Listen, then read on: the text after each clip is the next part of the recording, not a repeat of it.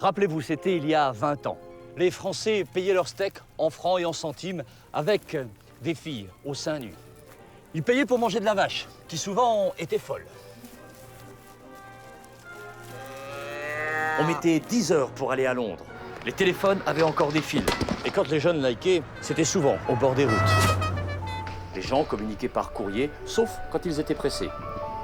Là, ils se déplaçaient pour aller plus vite. Et ils n'avaient pas intérêt à avoir oublié le code. 1, 2, 4, 5.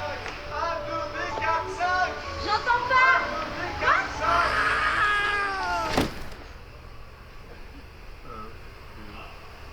C'était l'époque où l'on fumait à la télévision.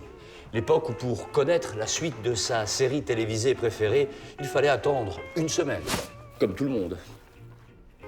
Les reportages, les documentaires, c'était surtout aux infos, sauf pour l'histoire. Là, il y avait le choix. Deuxième Guerre mondiale, Bah, ce serait pas la Deuxième Guerre mondiale. Et puis France 5 est arrivé. Les téléphones sont devenus mobiles.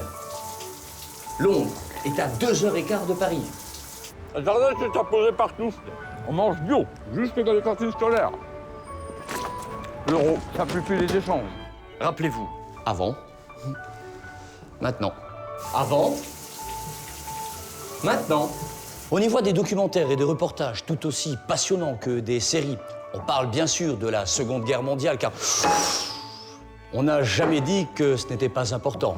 On parle aussi des Égyptiens, des Inuits, du Moyen-Âge, de Marie-Antoinette, des Ragondins, des Algonquins, des Palanquins, des...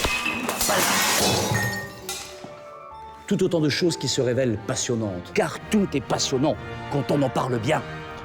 En un mot, bon anniversaire France 5 et vive l'intérêt lorsqu'il est public.